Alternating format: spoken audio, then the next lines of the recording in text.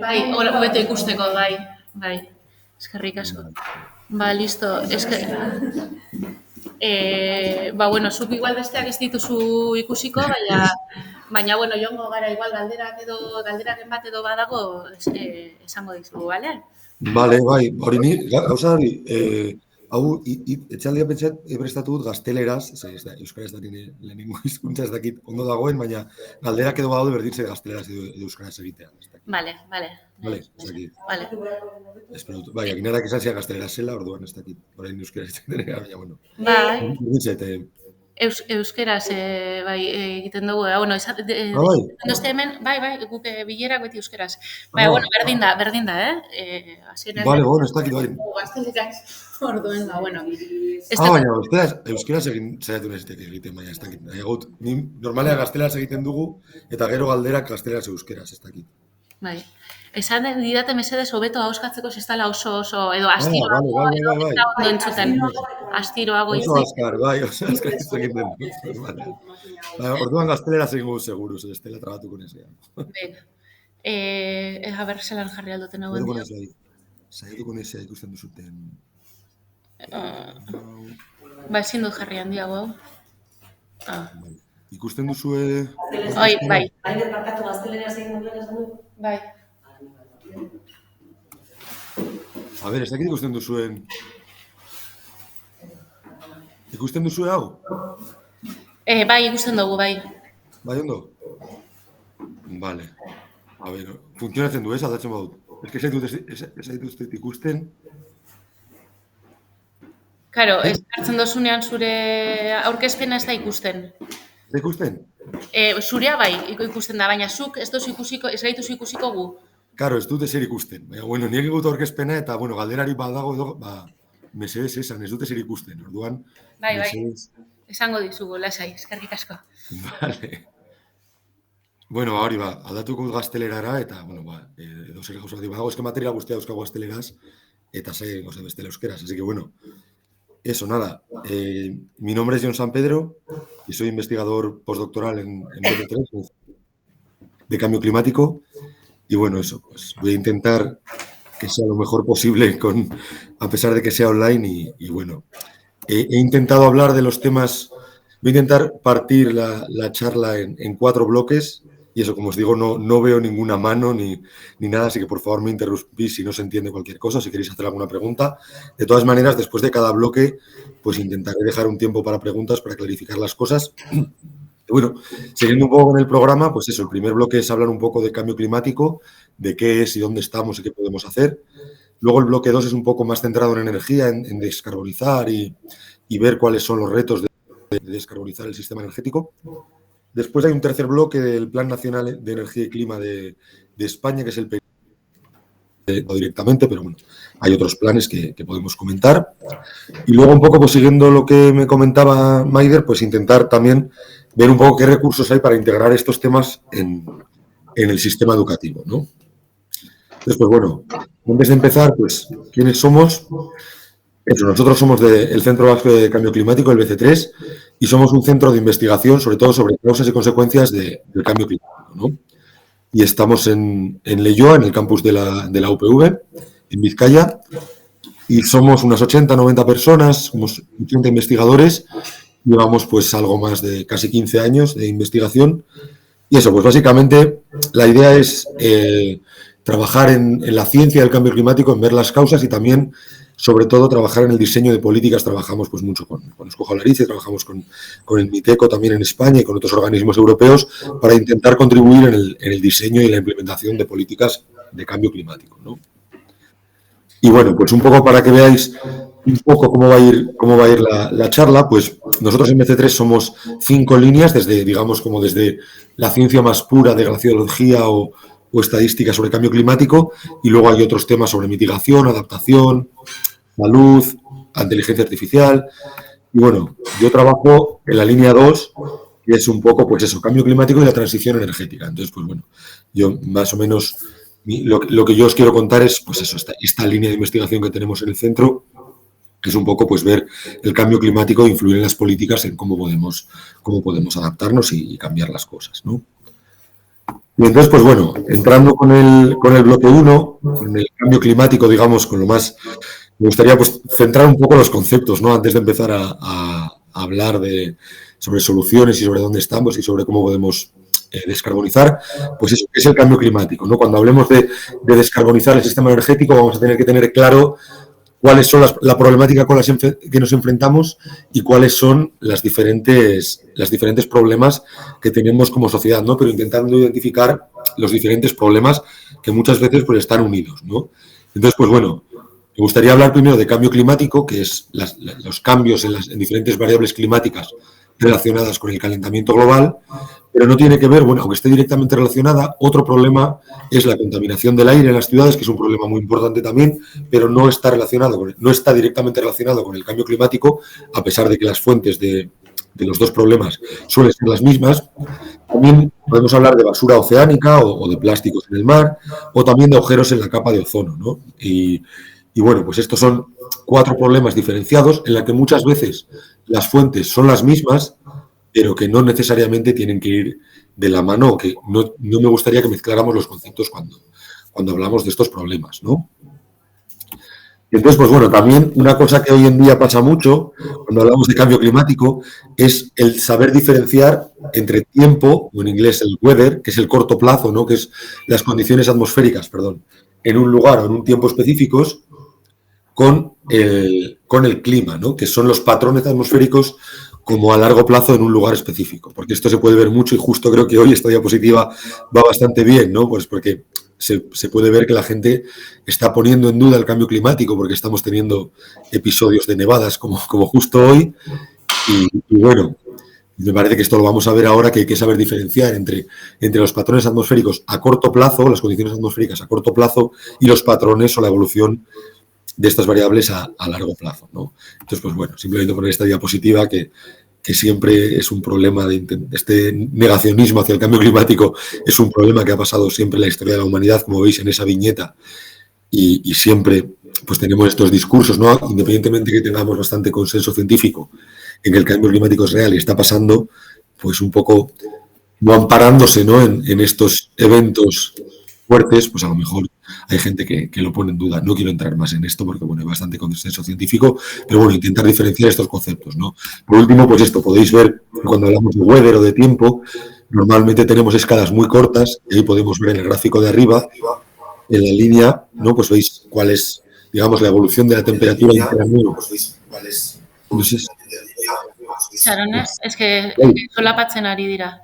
Bai, ez? Está aquí. Bai, mikrofonoak, mesedez itxi mikrofonoak. A ver. Listo. ¿Listo? Listo, bai. Vale, pues eso, bai. ¿Veis eso, no? ¿Veis la evolución de la temperatura interanual en el gráfico de arriba?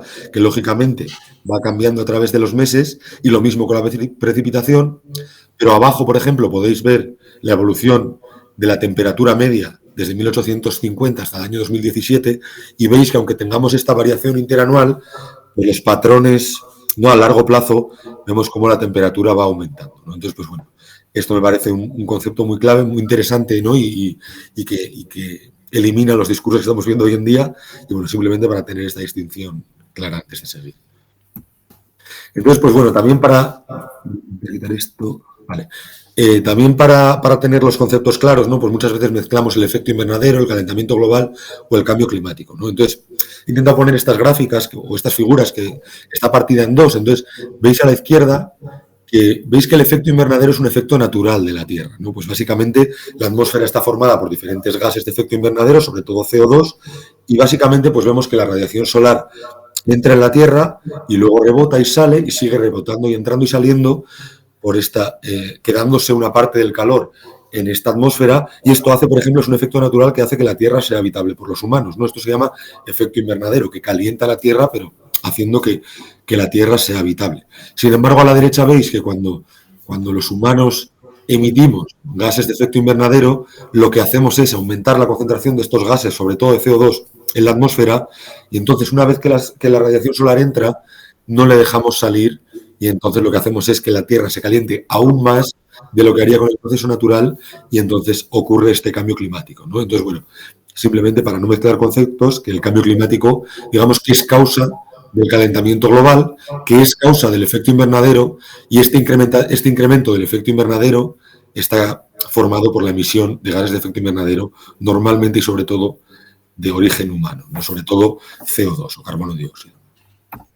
Entonces, pues bueno, para que veáis la influencia del humano, ¿no? en las emisiones de CO2 o las concentraciones de CO2, aquí podéis ver, esto es un observatorio que está en Hawái, en Mauna Loa, que es donde se empezó a medir las concentraciones de CO2 hace muchos años, y veis que claramente en los últimos años no ha parado de aumentar la concentración de CO2 en el gráfico de la izquierda, y se ha superado, en los últimos 10 años, el límite de 400 partículas por millón, un límite que igual habéis oído que se presuponía inalcanzable y catastrófico. Pues en los últimos 10 años vemos que este límite se ha superado y ya estamos casi en 420 partículas por millón, ¿no? Y lo que vemos que no, independientemente de los esfuerzos, no ha dejado de subir. Pues había duda también de la acción humana en este aumento de las concentraciones. Vemos este gráfico que muestra la evolución del CO2 en los últimos 400.000 años y vemos que nunca se había superado la barrera de los 300 partes por millón, y vemos que desde el año 1950, ¿no? Con el aumento de la revolución industrial, pues vemos que estos niveles están muy superiores a lo que ha habido históricamente, que históricamente hemos tenido glaciaciones y diferentes ciclos naturales, erupciones volcánicas, muchos temas que han hecho que haya habido ciclos naturales de grandes concentraciones, pero nunca hemos pasado a los niveles que estamos hoy en día, ¿no? Y lo mismo con la temperatura, pues aquí vemos los últimos 400.000 años la evolución, cómo la temperatura ha ido de la mano del CO2, y vemos en la subida de los últimos 150 años y no sabemos cómo la temperatura va a responder todavía, ¿no? Entonces, pues bueno, simplemente quería mostraros la evolución del CO2, la importancia, ¿no? de las emisiones en los últimos 100 años, o cómo esto está cambiando y cómo la temperatura está directamente relacionada con esto. Y bueno, para que veáis un poco, ¿no? Cómo la temperatura ha ido aumentando también en relación con respuesta al incremento de gases de efecto invernadero en la atmósfera, vemos a la derecha un gráfico que vemos cómo la temperatura ha aumentado y cómo 2021 ha sido el 5.º año más caluroso de media en la historia, ¿no? Y veis que los últimos años han sido los más calurosos. Me gustaría mostraros esta animación, a ver si lo consigo, y veis desde el año... Espera, para empezar, me gustaría mostraros esta animación. Lo que os va a mostrar es la temperatura media de 5 años, como la media de 5 años, desde el año 1880 hasta hoy en día, ¿no? Y para que veáis, cuanto más rojo es que más ha aumentado la temperatura. Después podéis ver, a ver si lo podéis ver, esto es una animación de la NASA. Lo podéis ver, ¿no? Vale. Bueno, pues vais viendo cómo en los últimos años pues se va calentando, y a los últimos 60, 70 años pues ya veis cómo va creciendo, ¿no? Y veis que ya casi llegamos a 2 grados en ciertas latitudes. Y a ver, si me está solapando el... No, vale. Bueno. Vale, pues esto es simplemente para mostraros, ¿no? que la temperatura está aumentando, que es claro, y que cada vez lo estamos observando, sobre todo en ciertas latitudes. Y bueno, pues viendo que la temperatura está aumentando, que esto va a cambiar, ¿no? Diferentes patrones atmosféricos, y esto va a tener ciertos impactos en la sociedad, ¿no?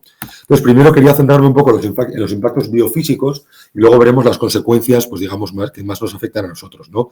Entonces, bueno, el principal impacto, o el primero que nos viene a la cabeza, puede ser las olas de calor, y en esta figura quería mostraros, pues, la combinación entre noches tropicales, que son noches de más de 20 grados, con días calurosos, que son de días de más de 35 grados. Vemos cuál ha sido el número de esta combinación de noches tropicales y días calurosos desde 1960 hasta 1990. Veis cómo este número aumenta muchísimo. Va a aumentar en los próximos 30 años, desde el año 2021 hasta el año 2050.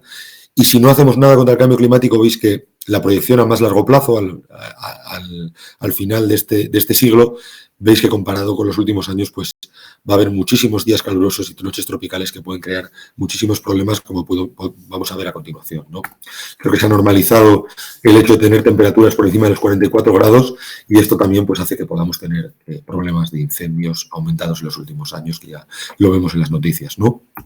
También inundaciones. Vemos en los últimos 20 años o 30 años, cómo las inundaciones, cuanto más oscuro sea el color, más ocurrencia de inundaciones ha habido, y los puntos rojos significan lugares con alta densidad de población infantil. Vemos que las inundaciones están pasando en muchos lugares, están aumentando muchísimo y sobre todo están ocurriendo también en lugares pues en el norte de India o en China, que tenemos, o en el este de África, que tenemos lugares muy densos de población infantil y lo que puede acarrear muchas consecuencias. Y no solo ahí, estas son las inundaciones del año pasado en Copenhague, ¿no? Que los países escandinavos son normalmente los países mejor adaptados o mejor preparados para sufrir este tipo de consecuencias. Pues bueno, esto creo que es Copenhague hace un par de años y veis que también ha habido consecuencias mucho más grandes de las que ciudades muy desarrolladas pueden prevenir, ¿no? Y pueden crear muchos problemas. Lo mismo, he intentado poner el mismo gráfico de las inundaciones con las sequías, la ocurrencia de sequía o la severidad de las sequías en los últimos años, y veis que lo mismo. Hay ciertos lugares, sobre todo en el norte de África, en Oriente Medio, en India, que son también muy propensos a sufrir este tipo de sequías, que van a aumentar en el futuro y que también pues, tienen muchos problemas de nutrición y nutrición infantil, porque son muy densos de población infantil. Otro efecto también biofísico que ocurre a partir de este calentamiento global es la acidificación del océano. Y bueno, quería ver, o la corrosividad del océano, quería comparar la corrosividad del año 1995 con la que se espera que pueda haber en el año 2100. Veis que es cómo está cambiando, ¿no? Sobre todo en el Ecuador y en los trópicos y también en los polos. Y vemos que la corrosividad del océano está aumentando muchísimo. Y esto ya hoy en día está haciendo que perdamos muchísimos corales. Se ha perdido un porcentaje muy alto de corales. Y también esto que también me parece muy curioso, ¿no? A nivel nutricional, en 50 años se estima que el tamaño del pescado medio, debido a la corrosividad, pueda disminuir entre un 15, un 14 o un 24%, ¿no? Que también estamos afectando también a la composición física de ciertas especies.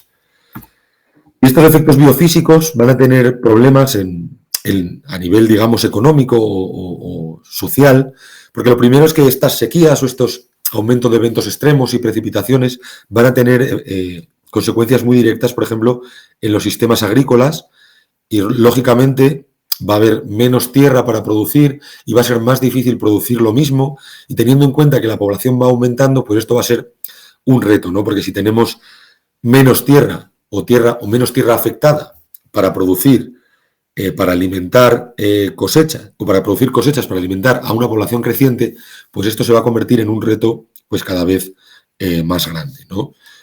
Y lo mismo no solo para producir cosechas para alimentación directa para los humanos, también se va a reducir el número de tierra para producir pienso animal, por lo que los sistemas ganaderos se van a ver muy afectados por el precio del pienso, ¿no? Que va a aumentar porque tenemos menos tierra, menos recursos para producir. Y lo mismo el aumento de temperaturas, también esto está probándose, ¿no? Como las vacas, por ejemplo, son menos productivas a temperaturas más altas. Entonces vamos a tener menos pienso, más caro y con vacas menos productivas, por lo que va a ser un problema para el sector primario, ¿no? En diferentes partes del mundo. Lo mismo para los sistemas forestales. Cuando hablamos de sistemas forestales y cambio climático, lo primero que nos viene a la cabeza son los incendios, que lógicamente van a aumentar y van a ser cada vez más duros, como estamos viendo en ciertas partes del mundo, pero también aquí en la península, ¿no? Con los incendios en Galicia o en Asturias, o también en Euskadi. Pero no solo eso, también temperaturas más altas hacen que ciertos, por ejemplo, hongos puedan desarrollarse mucho más. Y aquí vemos una noticia de los últimos años, que ha habido una plaga de hongos que antes no podía expandirse por las condiciones climáticas y que hoy en día tienen las temperaturas o las condiciones idóneas para poder expandirse y están creando muchísimos problemas, por ejemplo, en los pinares, ¿no? del País Vasco. Y bueno, lo mismo en los sistemas pesqueros. Esto que os contaba del océano va a tener, lógicamente, consecuencia directa en los sistemas pesqueros. Aquí he intentado dividir qué va a pasar en los subtrópicos o en los trópicos. A la derecha veis, a la izquierda veis qué pasa en los subtrópicos y a la derecha qué pasa en los trópicos. Pues si veis en los subtrópicos, si comparamos el año 2000 con el año 1970, el volumen de pesca es más o menos similar, pero estamos cambiando, como veis, la cesta de pesca, que podemos llamarle, pues veis cómo estamos cambiando la cesta de los pescados de aguas mucho más frías, ya estamos pescando de media pescados mucho más subtropicales o de aguas más calientes, y vemos que en el futuro pues que casi no van a quedar este tipo de pescados de aguas frías y vamos a tener una composición pesquera pues totalmente diferente. Y si nos fijamos en el trópico, esto todavía es peor, porque vemos que no solo cambia la cesta pesquera, que vamos a tener pocos pescados de temperaturas subtropicales a temperaturas mucho más tropicales o más calientes, sino que también ya está disminuyendo lo que es la magnitud de la cesta, y que si nos movemos así en el futuro pues vamos a tener muchos problemas para intentar mantener las mismas cantidades de pesca, ¿no? Lo que va a generar muchísimos problemas en muchos sectores. Esto que os comentaba también de las condiciones climáticas idóneas o que están mejorando para la transmisión de ciertos o el desarrollo de ciertos hongos o bacterias, también está cambiando para ciertos vectores, ¿no? Vectores transmisores. Por ejemplo, ciertos mosquitos que transmiten enfermedades como la malaria o el dengue, enfermedades que pensábamos que estaban erradicadas en ciertas partes, porque no hay que decir erradicadas, ¿no? Erradicadas en ciertas partes del mundo, pues vemos que están otra vez volviendo a entrar en estas zonas, porque están teniendo otra vez condiciones climatológicas idóneas para que estos vectores, estos mosquitos, pues puedan circular más libremente, ¿no? Entonces, pues bueno, este es un ejemplo para el dengue, cómo está cambiando y cómo va a cambiar en el futuro. Y por último también me gustaría mostraros, a ver si lo podemos ver, otra animación, que cuando hablamos de cambio climático y las consecuencias, pues lo primero que nos viene a la cabeza es el deshielo, ¿no? Los efectos en los casquetes polares. Pues me gustaría mostraros esta animación también de la NASA, que muestra la evolución del hielo desde el año 1984 hasta hoy en día. Vais a ver cómo durante el año se expande y se contrae, pero esto es el movimiento interanual, ¿no? Porque en verano el hielo se derrite, se expande y luego en invierno se vuelve a contraer, pero me gustaría que os fijarais cómo hoy en día, cuál es hoy en día, cuál era en 1984 la situación invernal del hielo, y vamos a ver cómo acaba en el año actual, ¿no? También está, a ver, creo que lo podéis ver, si no me decís. Ha sido un poco de agua.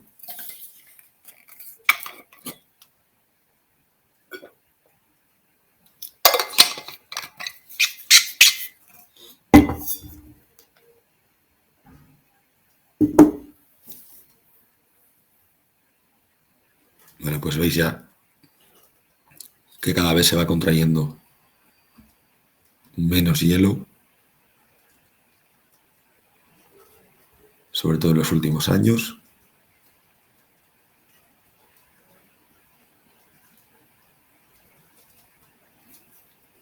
Es más larga de lo que pensaba.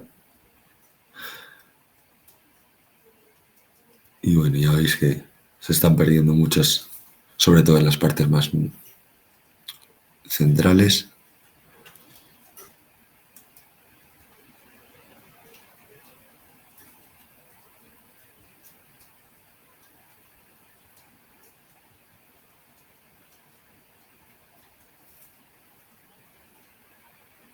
Vale.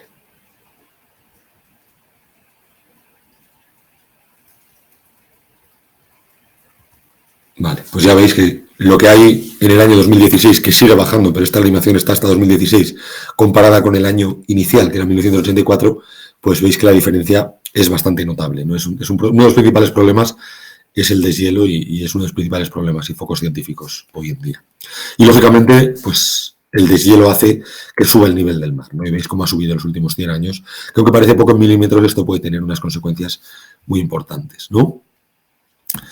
Y lo último que quería mostraros de impactos es que, independientemente de todos estos impactos que tenemos y que estamos sufriendo hoy en día, también hay un efecto intergeneracional, ¿no? Entonces, pues bueno, esto es un paper que se publicó en Science, que me parecía muy interesante. Veis en el eje X, veis pues incendios forestales, pérdida de cosechas, sequías, inundaciones, olas de calor, y veis dos columnas que muestran la probabilidad de sufrir la probabilidad de sufrir estos eventos de una persona nacida en el año 1960 frente a una persona nacida en el año 2020. Y veis que, pues eso, alrededor entre 2 o 3 veces más probable sufrir estos efectos para la gente que nazca en el año 2020. Y si nos fijamos en olas de calor, pues se multiplica casi por 7, ¿no? Las olas de calor que van a sufrir la generación nacida en el año 2020 comparada con la del 1960, pues es casi 7 veces más, ¿no? Y me parece pues un tema bastante interesante. Bueno, pues ¿qué podemos hacer contra esto? Pues tenemos, bueno, antes de seguir con esto, no sé si hay alguna pregunta en los efectos, en los impactos, si queréis hacer cualquier comentario, porque ahora me gustaría centrarme más un poco en cómo intentar mitigar estos efectos, ¿no? O adaptarnos. Entonces, pues, si hay alguna pregunta, no sé, no os puedo ver, pero... ¿Nada? Ez dago galderarik, eskerrik asko. ¿Ez dago zer? Vale, jarraituko dut orduan. Bai. Vale. Vale. Vale, pues eso, ¿qué podemos hacer? Pues eso, tenemos digamos que hay como dos grandes bloques de acción contra el cambio climático, ¿no? Me imagino que habéis oído hablar de mitigación o de adaptación. Mitigación sería prevenir o reducir las emisiones de gases de efecto invernadero, ¿no? Y la adaptación sería ajustar nuestra realidad o nuestra vida a los efectos que va a haber, intentar reducir la vulnerabilidad. Normalmente van de la mano, a mitigación y adaptación, pero bueno, viendo el programa, ¿no? de la clase o el programa de hoy, pues me gustaría centrarme un poco más en mitigación. Cuando hablamos de mitigación hay muchos temas, ¿no? Lo primero, pues, implementar energía limpia, cambios de modales, de vehículos, por ejemplo, ¿no? También cambiar los patrones de consumo, por supuesto, cambiar nuestras dietas o construir ciudades o casas pues, más eficientes, ¿no? Entonces, cuando hablamos de mitigación, la mitigación es muy importante porque aquí os muestro, ¿no? El cambio en temperatura de estos años, del presente, comparado con lo que puede ser a final de siglo, y si no mitigamos, que sería un escenario de la izquierda, que sí mitigaríamos frente a un escenario que no mitigamos a la derecha, pues vemos que la temperatura media del planeta aumentaría hasta 4 grados, ¿no? Y en ciertas latitudes, que tienen sus propios biomas o sus propias realidades, puede que esto aumente hasta casi 10 grados, que esto tendría consecuencias. Si con 4 grados no sabemos qué va a pasar, pues imaginaros en ciertas latitudes qué pasaría si aumenta la temperatura media hasta 10 grados, ¿no? Entonces, mitigar es muy importante. También adaptarnos, pero mitigar es muy importante. ¿Y cuáles son los principales gases o dónde tenemos que focalizarnos para mitigar? Pues veis, esta es una figura del último informe del IPCC, de la principal Convención de Cambio Climático. Veis que todos los gases de efecto invernadero han aumentado en los últimos 30 años y ahí podéis ver, por ejemplo, en azul, es el CO2 del consumo de combustibles fósiles y de la industria, que es pues casi el 65% de los gases de efecto invernadero. Hay otros gases que son importantes, pues el CO2 del cambio de uso de suelo, el metano también es muy importante, es alrededor de un 18%, pero veis que el gran bloque de emisiones está en el combustible fósil, la quema de combustibles fósiles y en la industria, ¿no? El CO2 de estos sectores. Si nos fijamos más en sectores económicos, digamos, pues el 25% de emisiones de gases de efecto invernadero están en el sector eléctrico, el 20% de la agricultura, también casi 20% transporte e industria, otros fuentes de energía. Entonces, pues, aparte de la agricultura, ¿no? Que es un 20%, todo lo demás está relacionado con el sistema energético, la producción energética.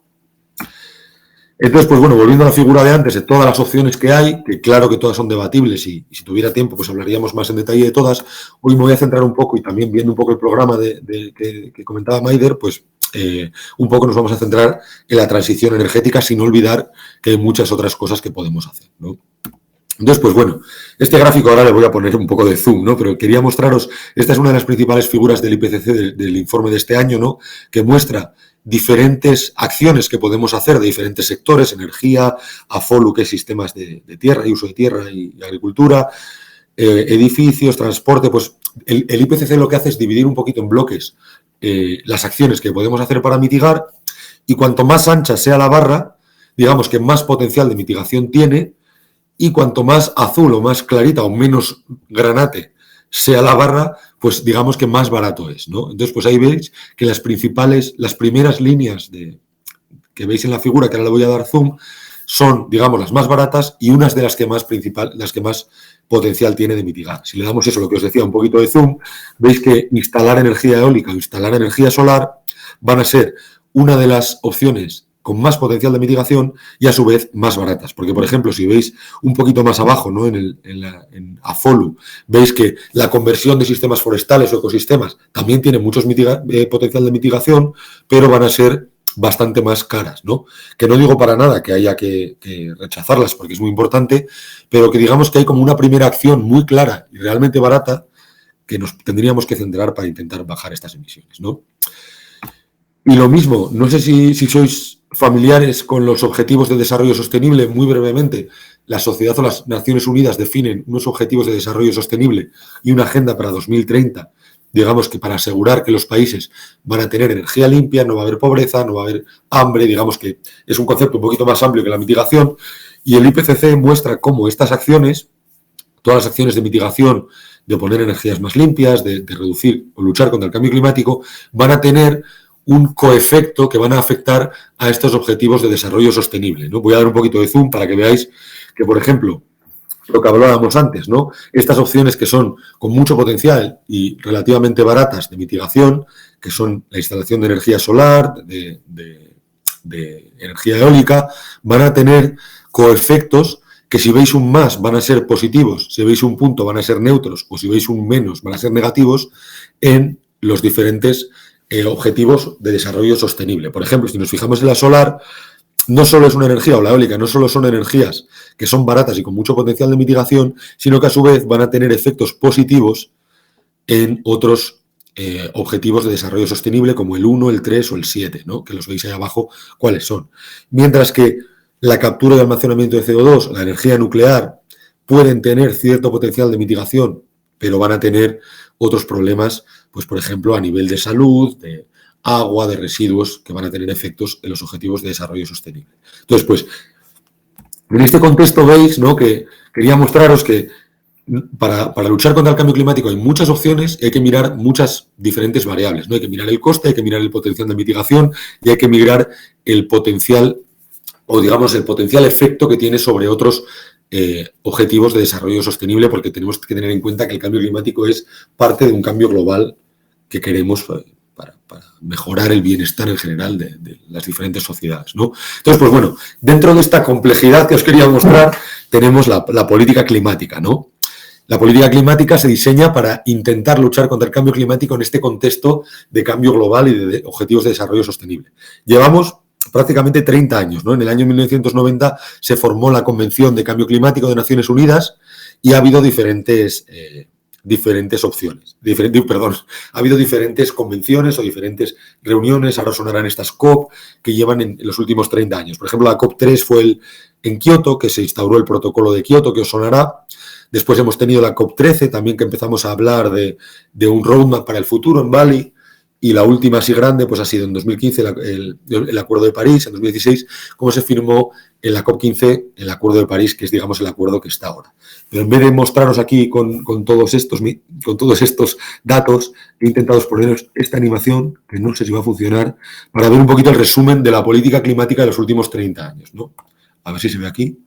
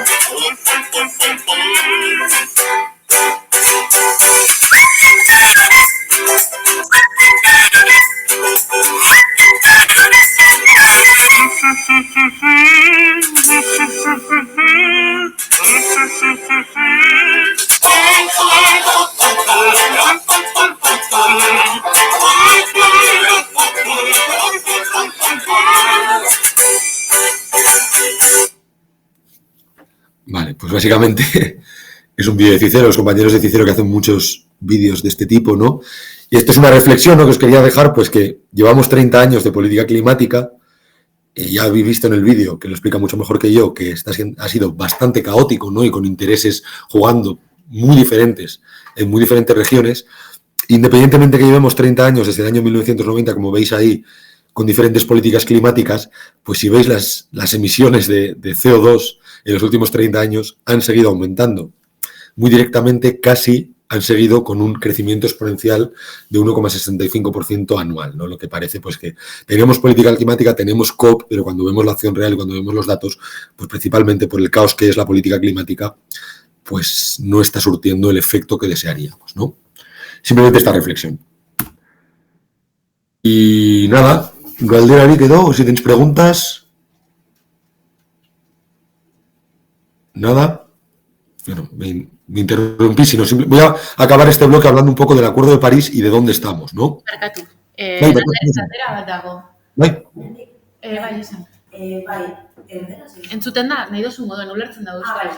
bai.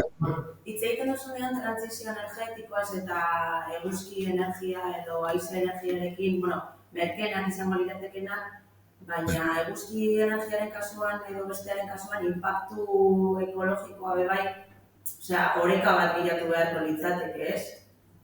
Bai, badaukat, orain joango gara horretara, bai, transizioa dauka, bai, ez dakit nola esan, begiratu behar ditugu aktore guztiak, ez? Eta ez da bakarrik ekonomikoki edo zer gertatzen den horregatik, ni jarri dut diapositiba hori badaukala, hori, ODS-ekin kontraefektu asko, ez? Eta ikusiko ditugu orain urrengo diapositibetan nola ere daude arazo regulatorioak, arazo lokalak, arazo ekologikoak, eta ikusiko dugu gero, bigarren blokean, zein arazo daude eta nola egin dezakegun, baina badaude ere soluzioak, eta hori begiratuko, edo saiatuko naiz horretan harretan jartzen hori, ez dakit. Begiratuko dugu, bai, badaukat pare bat diapositiba hori ikusiko duguna. Beste galderarik, orain arte? Ez, aurrera, eskerrik asko. Bale, eski bestea izango energian fokatuta izango duen, ikusiko dugu hori. A ver, bai. Vale, pues eso, vamos a ver dónde estamos, ¿no? Entonces, pues bueno, como veis, estamos en el Acuerdo de París. Vamos a ver si estamos en la senda correcta, ¿no? Para explicaros el Acuerdo de París, pues otra vez voy a usar los vídeos de Cicero, que me parece que están muy bien, son un minuto, y vais a ver, ¿no?, cómo se instaló el Acuerdo de París y dónde estamos hoy en día.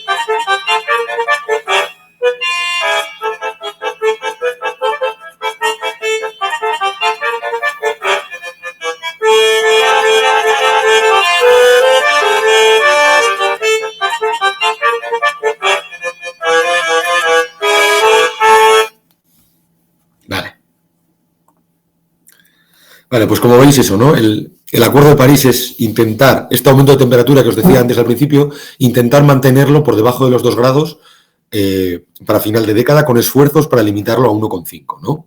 Entonces, pues bueno, aquí veis un poco el roadmap, ¿no?, del Acuerdo de París. Vemos que los países como que comunican sus compromisos climáticos y los van aumentando año a año hasta conseguir la neutralidad climática en 2050, ¿no? Pero bueno, en el año 2016 el IPCC dijo que había que reducir las emisiones en los 10 próximos años entre un 25 y un 45% con respecto a 2010 y ser prácticamente cero en 2050, y luego veremos si estamos en esta línea o no. Porque bueno, la siguiente diapositiva era una pregunta, para no estar yo hablando todo el rato también, que era, bueno, no estando en físico es un poco difícil, pero si alguien se anima a responder, ¿cuál creéis que es el incremento esperado de la temperatura media a final de década si teniendo en cuenta solo lo que hoy en día hay acordado o comprometido por las naciones, ¿no? ¿Cuál sería la temperatura, el incremento de temperatura media a final de siglo? Con lo que hay hoy en día implementado, no solo implementado, sino implementado y acordado. Entonces, pues bueno, esto si estoy físicamente, a lo mejor os animáis más a responder, pero si alguien quiere responder, si no, paso a la solución.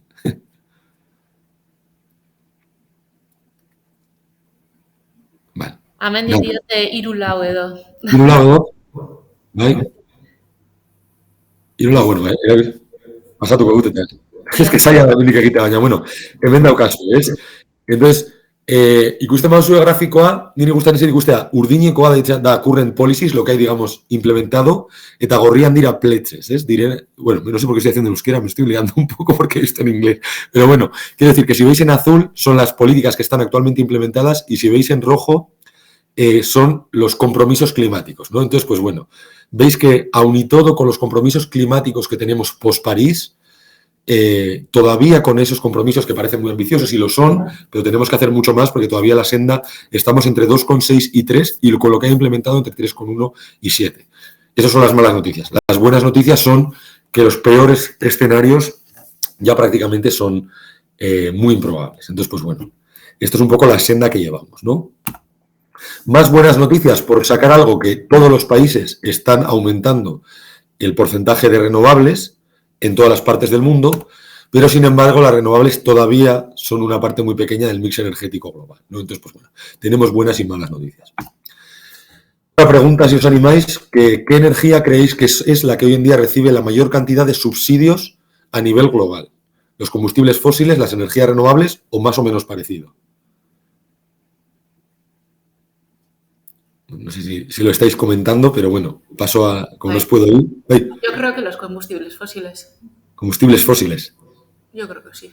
¿Vai? Pues voy a pasar a la solución. Y efectivamente los combustibles fósiles, en este contexto, ¿no?, de política climática ambiciosa, con roadmaps muy ambiciosos, ¿no?, de mitigación, pues hoy en día, este gráfico para en 2018, pero sigue así, porque estamos trabajando ahora con los últimos datos, todavía los combustibles fósiles son de lejos las energías que más subsidios están llevando, y veamos a ver qué pasa con los últimos datos con la guerra, ¿no? Pero hoy en día todavía los combustibles fósiles reciben mucho más subsidios que las energías renovables o los vehículos eléctricos, lo que para nosotros es un poco sin sentido planteando el tipo de política climática que estamos planteando y que vemos que es necesaria para llegar a los objetivos que nosotros mismos nos estamos poniendo basándonos, ¿no?, en la evidencia científica, ¿no? Entonces, pues este contrasentido, pues me gustaría, que es un tema que me gustaría remarcar. Por último, para acabar con esto y ya centrarnos un poco en transición energética y ver un poco los retos, ¿no?, que estaban comentando antes en las preguntas, esto es un poco el roadmap de 2050 que plantea IRENA, ¿no? IRENA es una de las principales organizaciones a nivel mundial. IRENA dice que el 94% de las emisiones se pueden reducir con energías renovables, electrificación, eficiencia energética y con diferentes medidas, pero que todos los sectores van a tener que digamos que descarbonizarse, ¿no? El sector eléctrico, el sector movilidad, el sector de otros sectores, ¿no?, el sector de la industria, y vemos que esto es posible si todos los sectores se descarbonizan. ¿Cuánto difícil es? ¿Cuánto difícil va a ser la transición? ¿Qué retos hay? Pues esto es lo que quería comentaros en el siguiente bloque, y si queréis hacerme preguntas o cualquier cosa, antes de pasar un poco a la descarbonización, que era la segunda parte que quería mirar aquí. Espero que haya quedado claro y cualquier pregunta me decís. Voy a quitar un poco también, he hecho un trago de agua, y si no hay, pues sigo un poco con este tema. Ez dago galderarik. ¿Ves? Vale, ondo ba. Jarraituko dut orduan. Vale, pues eso. Ya pasando un poco, ¿no?, al bloque 2, ya centrándonos un poco en descarbonización, pues vamos a ver tres preguntas aquí, ¿no? Vamos a ver tres grandes sectores. El sector eléctrico, que en teoría es más sencillo de descarbonizar, y luego el sector del transporte, la movilidad, y después los sectores de difícil descarbonización, ¿no?, que normalmente pues están también en las noticias. Entonces, pues bueno, el sector eléctrico. Y para empezar, ¿cuál creéis? Bueno, antes de empezar con esto, voy a hablar un poco de costes, y me gustaría diferenciar entre costes de operación, que digamos es cuánto cuesta generar electricidad encendiendo y apagando la planta, o los costes levelizados, que son unos costes un poquito más más allá que tienen en cuenta también pues otras, pues digamos, la instalación de la planta, el retiro, la gestión de residuos. Entonces, voy a hablar un poco de costes levelizados o de costes de operación. Simplemente, no quiero entrar en detalles, pero bueno, para que tengáis un poco esos dos costes que os suenen, porque las diapositivas son muy importantes ver estas dos cosas, ¿no? Y antes de empezar con nada, ¿cuál creéis que es la tecnología de generación más barata hoy en día, sin ningún subsidio? Es decir, solo de generación, basándonos en costes. La nuclear, el carbón, el gas, la eólica onshore, digamos, la eólica en tierra, o la solar.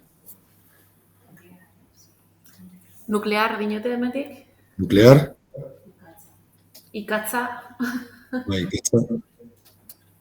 Bueno, pues curioso, son de las que son las dos más caras, según los últimos datos. No pasa nada, pero no, me parece muy interesante porque hay muchos argumentos que dicen que la nuclear o el carbón, independientemente de los problemas que tienen, ¿no?, de gestión de residuos o de contaminación, hay que seguir usándolas porque son las más baratas. Y bueno, los últimos datos, ya no los últimos, ya desde el año 2018, vemos que no, que las más baratas de generación son la eólica y la solar, que son menos de $50 por megavatio hora, comparadas con el gas, que también es la siguiente más barata, unos 60, pero el carbón está en $100 el megavatio hora de generación y la nuclear en 148. Entonces, pues bueno, me gusta siempre empezar con esto porque muchas veces parece como que la economía manda. Bueno, esto ya es otro concepto, ¿no? Pero muchas veces que la economía guía a poner carbón y nuclear, y no es verdad. La unidad de generación es más barata ya hoy en día en renovables, ya compiten con todas las demás, ¿no? Entonces, ¿por qué? Porque las energías renovables han revolucionado el sector energético y esto ha cambiado muchísimo en los 10 años, ¿no? Desde el año 2010 hasta el año 2019, la solar fotovoltaica ha bajado en un 82% el coste, la solar térmica un 47% y también la eólica, tanto onshore como offshore, ha bajado entre un 30 y un 40% los costes en 10 años, lo que es una barbaridad, ¿no? Y no solo en Europa, sino también en todos los países del mundo, ¿no? Ha bajado muchísimo el coste en los últimos 10 años. Y aquí en la figura veis, pues, diferentes regiones, el coste de la solar fotovoltaica, cómo ha bajado, ¿no? No solo eso, sino también se espera que la eólica marina o la termosolar, que también van a utilizarse para otras cosas y son muy complementarias, también están bajando muchísimo, ¿no?, en los últimos años. Y parece que las economías de escala y el progreso tecnológico hace que también esto siga bajando en el futuro. Todo indica que siga bajando, ¿no? Entonces, pues bueno, vemos que las renovables o el coste de las renovables están revolucionando el sector eléctrico.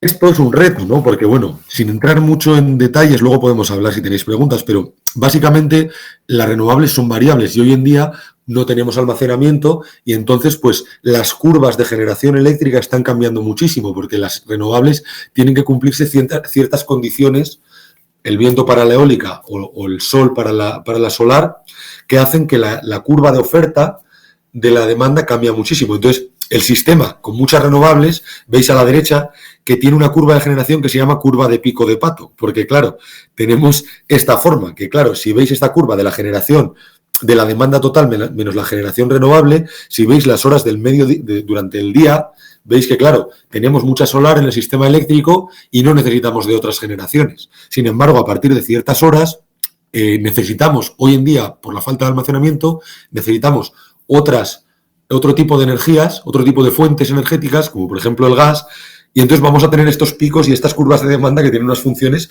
que están cambiando muchísimo con el pasado, ¿no? Pero sin ser muy técnico, simplemente quería mostraros que la realidad de la demanda energética está cambiando. Y esto lo vemos por lo que os decía, ¿no? La variabilidad intradiaria, ¿no? Mientras no tengamos baterías o mientras no tengamos generación, vamos a tener este tipo como de mismatch, ¿no? Veis, por ejemplo, si cogemos 3 días en este gráfico, me parece muy interesante.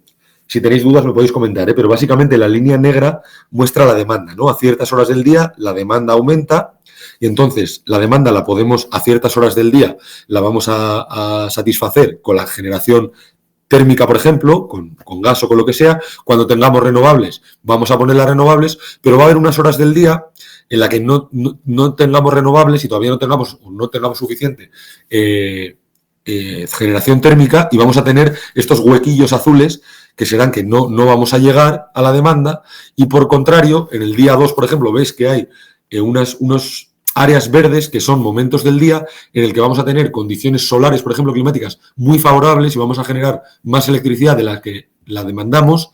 Y luego habrá otras horas que tengamos estas áreas azules en las que no lleguemos, entonces vamos a tener estos problemas de variabilidad, ¿no? ¿Qué necesitamos? Las baterías. Si tuviéramos baterías y si pudiéramos almacenar la energía cuando nos sobra y poder cargarla cuando no llega, pues a lo mejor estos problemas de variabilidad no los tendríamos, ¿no? Las baterías son otra revolución, porque ya veis a la derecha que cómo está bajando el coste de las baterías. Y entonces, pues bueno, una vez que podamos almacenar este reto, este porcentaje de renovables en el sistema eléctrico va a ser todavía, puede que sea todavía incluso más alto, ¿no? No solo las baterías, quiero decir, las baterías son el elemento principal de almacenaje, pero necesitamos transmisión, distribución y generación flexible y hacer ciertas inversiones para que el sistema eléctrico pueda ser 100% renovable en algún momento, ¿no? Que es el objetivo. Y bueno, esta figura me parece muy interesante y me voy a parar un poquito aquí porque lo que os hablaba, ¿no? Si vemos lo que os decía, los costes levelizados o LCOE son costes que tienen en cuenta instalación de la planta, retiramiento de la planta y gestión de la planta, ¿no? Y los costes operativos son simplemente encender, apagar. Entonces, la línea negra muestra el coste de encender o apagar plantas que existan de fossil fuels, pues de gas o de carbón, y la línea roja muestra el coste levelizado de estas plantas, ¿no? La línea decreciente amarilla muestra el coste levelizado de la renovable y la curva azul muestra el coste levelizado de las renovables y las baterías. Entonces, esto aunque parezca un poco lío, me parece muy interesante porque si veis el punto 1, digamos que está alcanzado ya y hoy en día ya hemos alcanzado un punto en el que el coste del coste levelizado de las renovables es menor que el coste levelizado de las plantas de combustibles fósiles, por lo que no tiene sentido seguir instalando energías combustibles fósiles. Si vamos al punto 2, en el momento en el que el coste levelizado de las renovables sea menor que el coste de encender, apagar plantas de combustibles fósiles que ya existen, no tendrá ningún sentido tener estas plantas. Pero es que cuando lleguemos al punto 4, en el que instalar renovables y baterías sea más barato que encender y apagar las plantas de combustibles fósiles, ya las plantas de combustibles fósiles van a ser totalmente inútiles, ¿no? Digamos que no habrá ningún incentivo, salvo que haya incentivos políticos, que este es otro tema, no habrá ningún incentivo económico ni social para poder seguir manteniendo estas plantas de combustibles fósiles. Sé que es un poco técnico, pero bueno, simplemente me gustaría mostraros que llegará un punto, que esperemos que sea antes de 2035, que ni el mercado ni muchos factores, a no ser de que haya factores políticos, como os digo, puedan soportar la justificación de mantener plantas de combustibles fósiles, ¿no? Pues simplemente para mostraros estos puntos, que luego si tenemos tiempo podemos entrar en más detalle. Lo que comentábamos antes, las renovables son un tema también regulatorio, ¿no? Ya, no sé si conocéis, bueno, imagino que sí, el mercado marginalista, cómo funciona, que hoy en día, bueno, esto es un mercado marginalista para el sistema eléctrico que básicamente, sin entrar en muchos detalles, lo que hace es que el precio que paga el consumidor de energía va a venir marcado por la generación de la última tecnología que entre en el mix. Entonces, cuando tengamos un sistema con muchas renovables que se generan, como habéis visto al principio, a un coste muy bajo, no va a tener, cuando tengamos, por ejemplo, condiciones climáticas favorables, va a estar muy bien, porque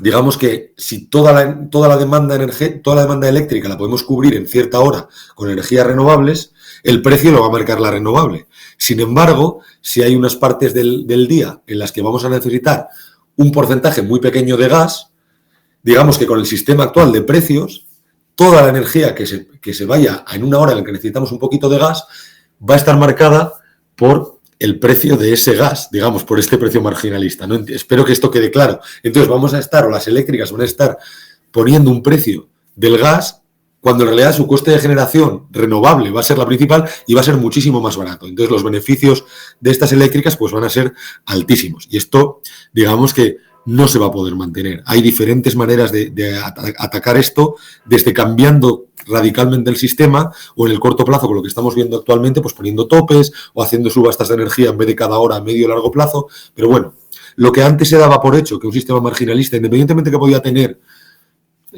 sus argumentos a favor o en contra, hoy en día con un porcentaje de renovables no podemos permitirnos tener precios de electricidad marcados por el gas, cuando el 80% de esa electricidad está siendo generada hoy en día ya con energía renovable, ¿no? Esto es lo que os digo, espero que quede claro, lo podemos hablar después, pero bueno, básicamente lo que quería marcar aquí es que es un reto regulatorio. Tenemos un sistema de precios marginalista que a no ser que queramos seguir manteniendo los beneficios de las eléctricas, no tiene sentido que sigamos manteniendo en escenarios con porcentajes muy altos de renovables en el sistema eléctrico, ¿no? Y esto va un poquito con la pregunta que me hacíais antes, ¿no? También, aparte de un reto económico, regulatorio, también es un reto social y ambiental, porque las renovables tienen que ser aceptadas por todos los agentes y tienen que tener en cuenta las realidades de todos los agentes, desde un nivel más global, económico, desde un nivel más local, ¿no? Tienen que tener aceptación social y comunitaria. Entonces, pues bueno, por ejemplo, la transición energética, energía renovable, va a tener un efecto en empleo muy alto y va a cambiar va a aumentar el empleo en muchas regiones del mundo, pero también, por ejemplo, en China o en ciertas partes de África que son muy intensivas en minería extractiva de ciertos combustibles, pues va a cambiar, ¿no? Y va a tener efectos negativos también en el empleo y va a haber nuevos riesgos y va a haber nuevas realidades en ciertas partes del mundo que vamos a tener que compensar. Y aquí veis, por ejemplo, hay en partes del mundo hoy en día en el que la minería es más de un 2% del empleo total, en Europa del Este, por ejemplo, no solo hay que irse a África o a China, o en el que las industrias de gran consumo de energía o de producción de vehículos de combustión fósil, el empleo es en muchos lugares más de un 5%, por lo que vamos a tener nuevas realidades que vamos a tener que afrontar. Entonces, la transición tiene que ser entre muchas cosas, pero una de las principales cosas tiene que ser justa, ¿no?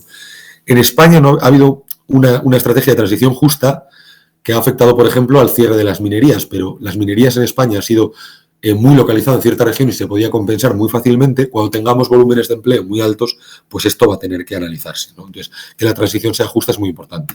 Y lo mismo, lo que comentabais antes, la transición energética tiene que tener en cuenta el territorio, ¿no? Y entonces, aquí vemos en Euskadi la zona de espacios protegidos o zonas especiales de conservación de la Red Natura, que vemos que alrededor del 25% de la superficie de la CAP está protegida, por lo que tenemos que tener en cuenta los espacios protegidos, las zonas especiales de conservación y las realidades de los ayuntamientos también, que esto también no está recogida en estas grandes bases de datos, pero bueno, son realidades que tenemos que tener en cuenta, igual que estos espacios.